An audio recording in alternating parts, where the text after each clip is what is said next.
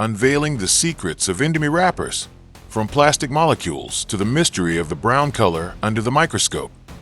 Chapter 1: Opening. More than just packaging.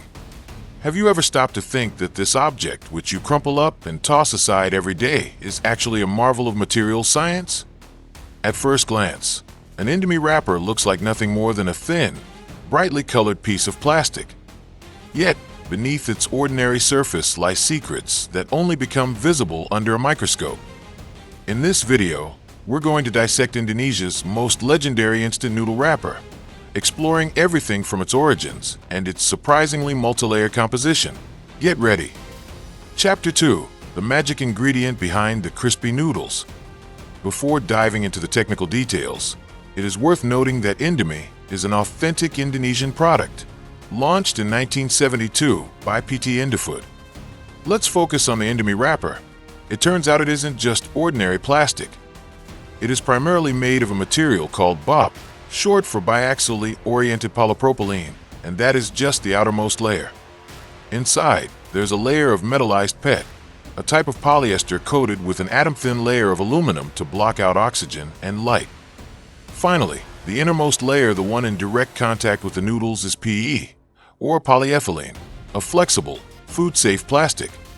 So, a single Indomie package involves at least 3 different plastic materials working together. Chapter 3: 5 layers, 1 security. 3 materials were mentioned earlier, but there are actually 5 layers in total. How is that possible?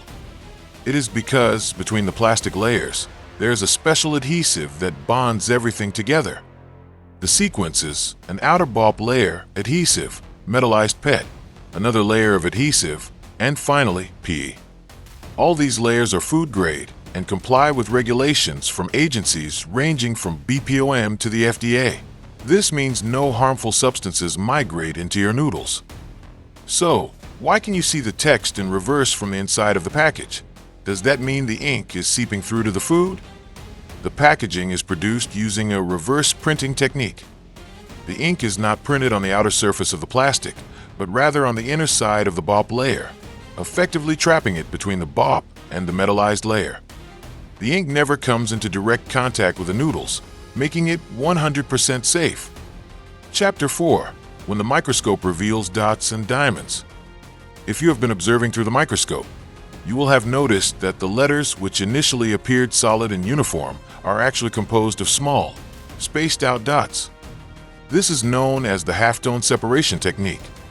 The black color on the packaging is not printed as a solid block of ink, but rather as an array of cyan, magenta, yellow, and black dots. Take a closer look at the shape of each dot. You will see a neat grid of square cells within the letter forms. These correspond to the cells on the gravure printing cylinder used in rotogravure machines, which act as ink reservoirs before the ink is transferred onto the plastic. Chapter 5: Color illusion. Black turning into brown. Why does the black text appear brown under a microscope?